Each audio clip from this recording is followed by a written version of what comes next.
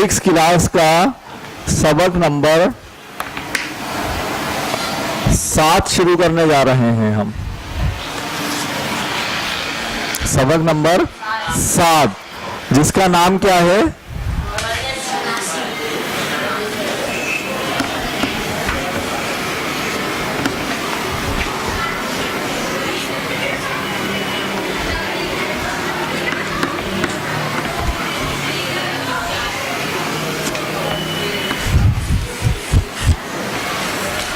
फर्ज शनासी। इस सबक के बारे में अगर आप तारुफ लें तो देखिएगा, समंदर की आवाज सुनो, ये है किताब का नाम जहां से ये लिया गया है। समंदर की आवाज सुनो 1993 ईस्वी कायदे आजम की सवानेह है, जिसे एक नावल के अंदाज में लिखा गया है। इसके मुसन्निफ खुर्रम अली शफीक और नाशिर दिया पब्लिकेशंस इस्लामाबाद हैं। इस सबक में आप जो कहानी पढ़ रहे हैं वो इसी किताब से ली गई है, जहां पर कायदे आजम की सवाने हयात या उनकी जिंदगी के बारे में पूरा लिखा गया है। वहां से एक छोटा सा ये इक्तिबास है। इस सबक के मकासद क्या हैं?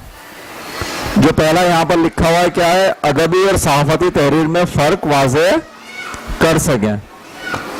नंबर 2, मरकजी ख्याल के हवाले से किसी इबारत की तशरीह कर सकें। नंबर 3, बानी पाकिस्तान के अखलाक व किरदार पर लिखी गई तहरीरों से वाकिफ हो सकें। और नंबर 4, हुरूफ ताकीद और हुरूफ मफाजात की पहचान और उसका इस्तेमाल सीख सकें। इसमें से कुछ चीज़ें सबक पढ़ते हुए हमें पता लग जाएंगी, कुछ चीज़ें सबक के एंड में जब हम डिस्कशन करेंगे जब आएंगी, और कुछ जब हम ग्रामर या कवायद नामे का काम कर रहे होंगे उसमें आएंगी, इन 4 मकासद में से। ठीक है, सबक पढ़ते हुए आपको क्या काम करना है? इस कहानी में तमाम किरदारों के नामों के नीचे खत खींचने हैं, ख्वाह वो कहानी में मौजूद हो या ना हो। पेंसिल आप लोगों ने हाथ में रख ली है? ठीक है, शाबाश। सबक शुरू कर रहे हैं।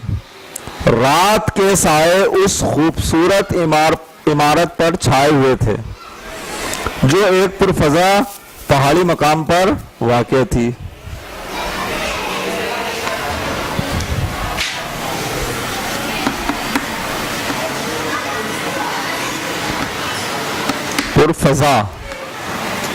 पुरफजा के मायने कोई बच्चा बता सकता है? आपकी ऐसी जगह जहां पर ये जो फजा है, फजा आप कहते हैं उस माहौल को जिसमें अल्लाह ताला ने इंसानी जिंदगी नशोनुमा के लिए कुदरती तौर पर तमाम गैसेस और ज़रूरी चीज़ें एक ख़ास मिकदार में रख दी हैं। हम लोग जो यहाँ पर शहरी माहौल में रहते हैं इसके अंदर आलूदगी मौजूद है, क्योंकि हमने उस कुदरती फ़ज़ा को ख़राब कर दिया, उसका लेवल आउट हो गया है। कार्बन डाइऑक्साइड, हाइड्रोजन, नाइट्रोजन, इनके जो मिकदारें मौजूद हैं फ़ज़ा में, उसको जो जहरीली गैसें हैं, गर्म गैसें हैं, उनका पैमाना जो है वो बढ़ गया है और जो ज़रूरी हैं उनका कम हो गया। पुरफजा मकाम आप ऐसे मकाम को बोलते हो जहाँ पर ये गैसेस बलिहाज़े कुदरत जो अल्लाह ताला ने रखी थी तकरीबन उसी हालत में मौजूद हों और वहाँ पर आलूदगी ना पाई जाए, उसको आप कहते हो पुरफजा मकाम है। बहुत पुरफजा मकाम है। उसके तमाम कमरों की रोशनियां बुझी हुई थीं, हत्ता कि उस कमरे की रोशनी भी जहां कायदे आजम उस वक्त मौजूद थे। वो आज बेचैन थे, मगर अब उनके जिस्म में इतनी सकत नहीं थी।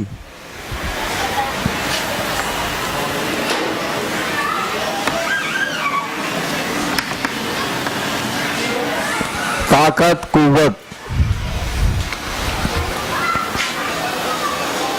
इतनी सकत नहीं थी कि वो कमरे में चहलकदमी करके बेचैनी के लम्हे गुजार सकें। यानी कि इससे हमें ये मालूम हो रहा है। जी बेटा।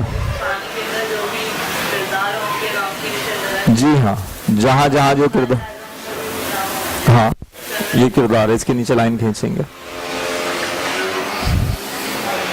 यानी कि इससे हमें एक बात मालूम हो रही है कि जब कायदे आजम तंदुरुस्त थे या चलने फिरने के काबिल थे, तो जब वो बेचैन होते थे तो अपनी बेचैनी का इजहार कैसे करते थे? वो टहल रहे होते थे।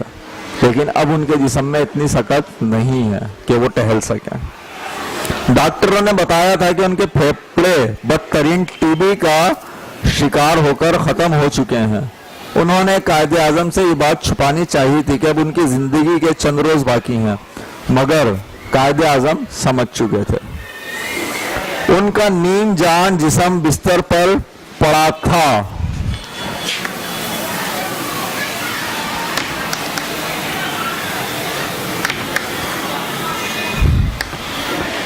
नीम जान जिसमें अब हल्की सी जान रह गई है। जैसे हम पानी बोलते हैं ना, पानी गर्म करना, एक तो तेज गर्म होता है पानी, एक बोलते हैं नीम गर्म पानी से हाथ धोइए, हल्का गर्म जो होता है, या थोड़ी जान बाकी है, हल्की सी जान रह गई है, जैसे ताकत होनी चाहिए थी अब वो नहीं है। उनका नीम जान जिस्म बिस्तर पर पड़ा था, मगर उनका जहन अब भी उतना ही ताकतवर था। वो उन मसाइल के मुतालिक सोच रहे थे जो उनकी तख्लीक करदा मुमलिकत और उनकी कौम के लोगों को घेरे हुए थे। अभी तक आइन नहीं बना था। आइन आपका जो कानून है मुल्की। हाँ बेटा, तख्लीक। अच्छा,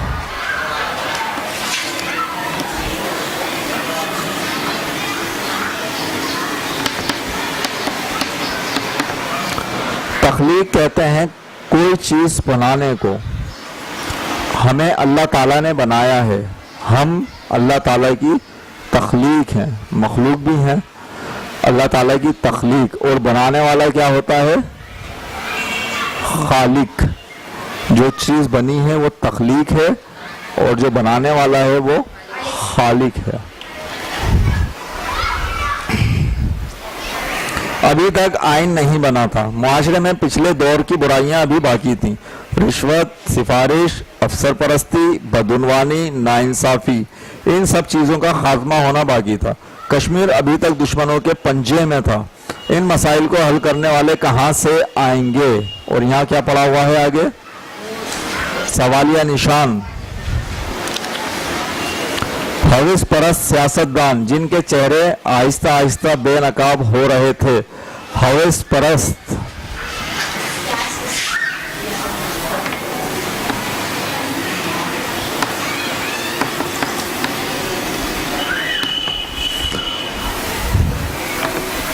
हविस परस्त यानी कि ऐसे सियासतदान जिन्हें अपनी हविस, अपनी नफसानी ख्वाहिशात, माल, दौलत, नाम, घर, जागीर, इन चीज़ों से मतलब था। मुल्की ये जो मुल्की तरक्की है या कौम की जो तरक्की है, कौम की जो फलाह है, इससे उनको कोई सरोकार नहीं था। ऐसे लोग कहलाते हैं हविस परस्त, जिनको अपनी नफसानी ख्वाहिशात की फिक्र हो, बाकी कौन क्या कर रहा है, किसका नुकसान हो रहा है, इससे उन्हें कोई गर्ज नहीं होती।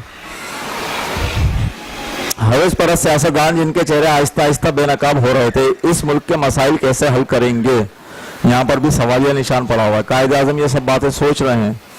महाजरीन पूरी तरह आबाद नहीं हुए थे, गरीब आज भी गरीब थे, अमीर तर होते जा रहे थे। मगर समाजी इंसाफ का वो ख्वाब जो कायदे आजम ने देखा था, उसकी ताबीर बहुत दूर थी। ये सब बातें कौन सोच रहा है? किस वक्त? बिस्तर अलालत पर पड़े हुए हैं, अलील हैं, बीमार हैं, इतने बीमार हैं कि उनकी जो एक आदत है कि बेचैनी के अंदर वो टहलते थे, वो टहल भी नहीं पा रहे हैं। लेकिन उस वक्त भी अगर फिक्र है तो क्या है? मुल्क के ये मसाइल हैं, ये मसाइल हैं, ये मसाइल हैं, इसे कौन हल करेगा? ये फिक्र नहीं है कि मैं इस मुल्क का सदर हूँ, गवर्नर जनरल हूँ, तो मैं किस बड़े मुल्क में जाकर किधर का टिकट लूं और वहां जाकर अपना इलाज करवाऊं, मुझे ये वीज़ा चाहिए, मुझे इतने डॉक्टर्स चाहिए, मुझे इतनी नर्स चाहिए, ये सहूलत, ये फिक्र उनको नहीं है। ये हैं हमारे कौम के वो लीडर जिन्होंने हमें मुल्क दिया है। काश उनके जिस्म में ताकत होती कि वो उनके जहन का साथ दे सके, जो आज भी पहाड़ों को अपनी जगह से हिला सकता था, लेकिन उनका जहन आज भी इतना ही ताकतवर था कि पहाड़ को अपनी जगह से हिला दे, लेकिन बॉडी उनका, जिस्म उनका उसका साथ नहीं दे पा रहा था। अगली सुबह लेडी कंपाउंडर ने उनका टेम्परेचर लिया तो उन्होंने पूछा, मेरा टेम्परेचर क्या है? जनाब, ये बात मैं सिर्फ डॉक्टर साहब को बता सकती हूँ, लेडी कंपाउंडर ने बड़े मजबूत लहजे में कहा, लेकिन मुझे अपना टेम्परेचर मालूम होना चाहिए। मुझे अफसोस है जनाब, मैं आपको नहीं बता सकती। लेडी कंपाउंडर यह कहकर कमरे से निकल गई। किसको जवाब दिया उसने? ये कायदे आजम कौन है? सदर, गवर्नर जनरल हैं, उनको लेडी कंपाउंडर ये कह रही है। एक चीज वो पूछ रहे हैं, वो बोल रही है नहीं मैं ये आपको नहीं बता सकती, डॉक्टर को बताऊंगी, ड्यूटी क्या है। लफ्ज है ना हमारा फर्ज शनासी, नोट करते हुए चलते हैं कहाँ कहाँ क्या क्या है। कायदे आजम के होंठों पर मुस्कुराहट नमूदार हुई। उन्होंने फातिमा से कहा जो करीब ही खड़ी थी, मुझे ऐसे लोग पसंद हैं जो अपनी बात पर डटे रहें और किसी के दबाव में ना आ सकें। कायदे आजम उस पर नाराज नहीं हुए हैं, मुस्कुराए हैं, खुश हुए हैं। ऐसे लोग क्यों पसंद हैं? कुछ देर वो फातिमा की तरफ देखते रहे, फिर मध्यम सी मुस्कुराहट के साथ कहा, फाती तुम ठीक कहती थी, मुझे बहुत पहले स्पेशलिस्ट डॉक्टरों से मशवरा कर लेना चाहिए था। फाती, इन्होंने मोहतरमा फातिमा जीना को, इनकी बहन है, मोहब्बत से कहा है फाती, और कहा है सही कह रही थी, अगर मैं पहले डॉक्टरों से मशवरा कर लेता तो हालत इतनी खराब नहीं होती और मुझे कुछ वक्त मिल जाता। फातिमा ने अपनी आंखों में हल्की सी नमी महसूस की, लेकिन मुझे अफसोस नहीं है। कायदे आजम ने उनके चेहरे से नजरें हटाकर खला में देखते हुए कहा। उनके चेहरे पर माजी की सारी अजमत ऊत कर आई, ऊत कर आना।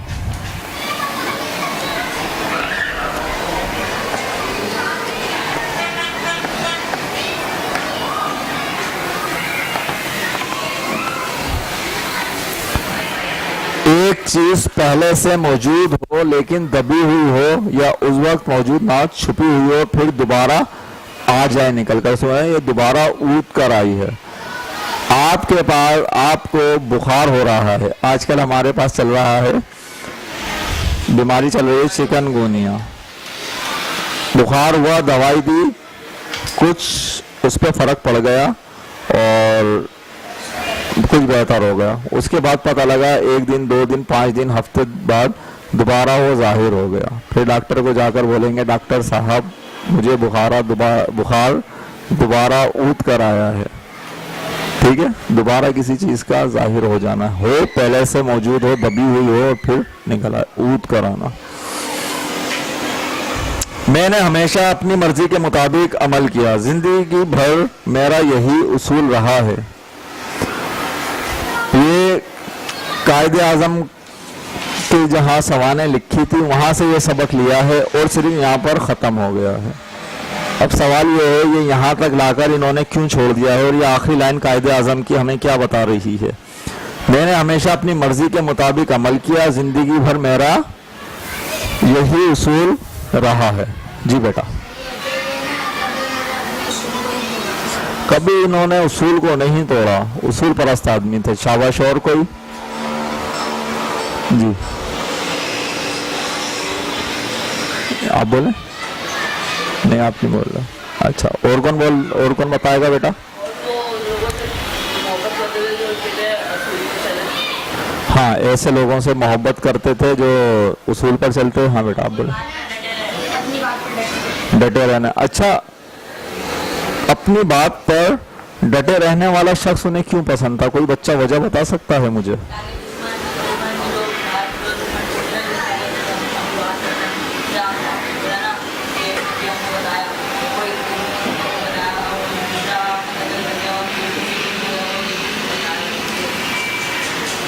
शाबाश बेटा। और कोई बच्चा और हेल्प करेगा? बता तो रहे हैं, वो थोड़ा वाज़ेह नहीं कर पाए हैं बिल्कुल। हाँ आप बोले।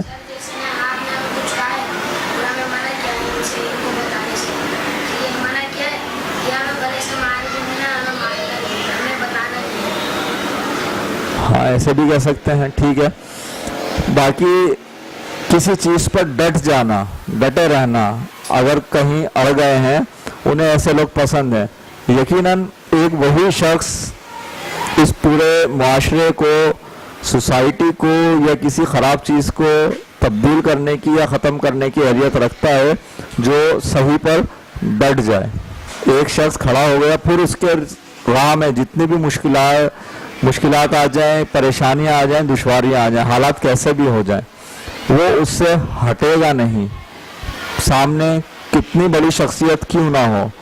नर्स का जो यहाँ पर दिखाया है, दरअसल आपको जो फर्ज शनासी के ऊपर है वो यही दिखाया है। उसका फर्ज क्या था कि वो डॉक्टर को बताएगी, मरीज को नहीं बताएगी। मरीज को क्यों नहीं बताएगी? क्योंकि मरीज को अगर आप उसकी कंडीशन बताते हैं तो वो और टेंशन में आ जाता है। फिर दूसरा, नर्स की ड्यूटी नहीं है कि मरीज को गाइड करे या बताए। गाइड करना किसी चीज के बारे में रोकने से है अगर, और उसकी सेहत से है, जब तो बताएगी। बीमारी के बारे में उसकी ड्यूटी डायरेक्ट डॉक्टर को बताना है, डॉक्टर से उसका लिंक है। डॉक्टर अगर चाहे मरीज को बताए, चाहे नहीं बताए, ये डॉक्टर की अपनी मर्जी होती है। नर्स का फर्ज ये नहीं है। अगर हम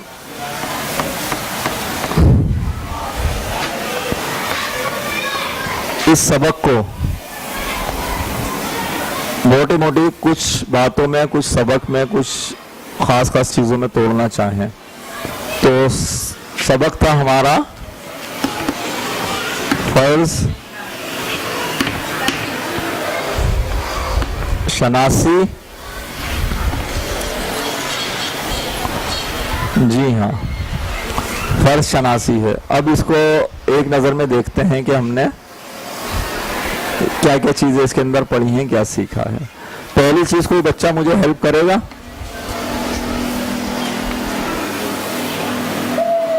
हाँ, आप बताओ। ये वाकया जो है वो कब का है? कायदे आजम की बीमारी का है।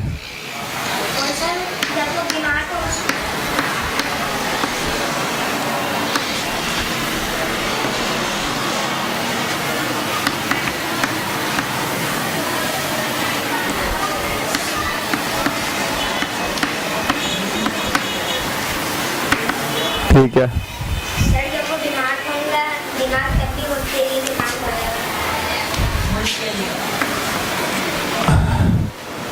बीमारी में भी कायदे आजम का दिमाग अपने फर्ज में अटका हुआ था। एक मिसाल तो यहाँ पर ये आ गई।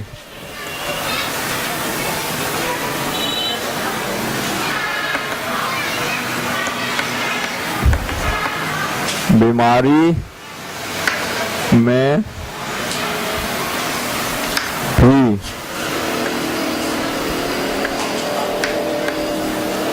कायद को फर्ज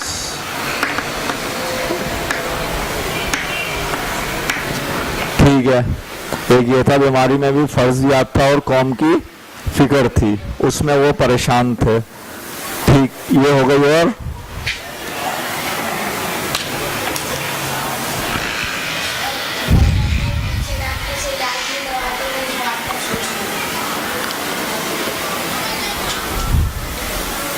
हाँ, टाइम से पहले वो इलाज नहीं करवा पाए थे, उसका अफसोस नहीं था। जी आप बोले।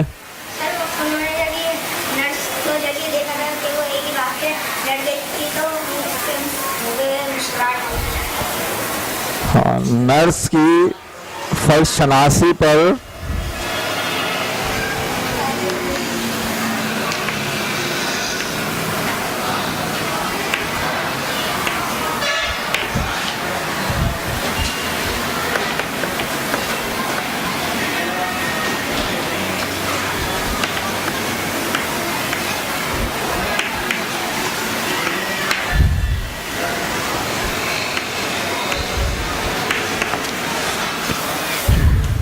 नर्स की फर्ज शनासी पर वो खुश हुए थे। फिर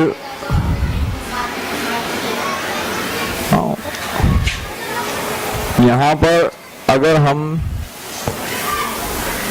कोई एक मेन बात देखना चाहें जो हमने इस सबक से सीखी हो या 2-3 बातें कि कायदे आजम को पहले तो ये था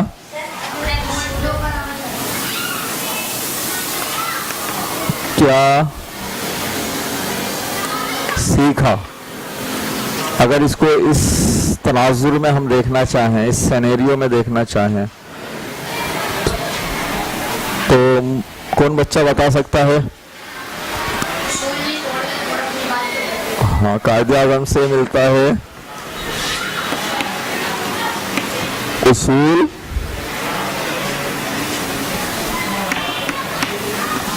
पसंदी। उसूल को नहीं तोड़ना चाहे वो मर्जी गलत ही क्यों ना हो,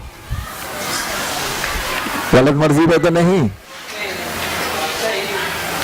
हाँ, अब इस बात को अगर हम थोड़े से अच्छे अल्फाज में लेकर जाएं, लिखना चाहें, तो मेरे ख्याल है ऐसे कि अपने मर्जी के सही काम पर किसी का दबाव कबूल नहीं करें, है ना।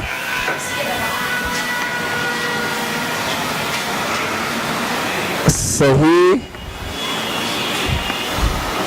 काम करने में किसी का दबाव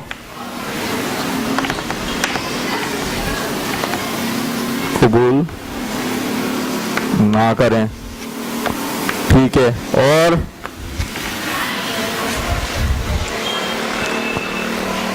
हक पर डट जाएं, सही है ना।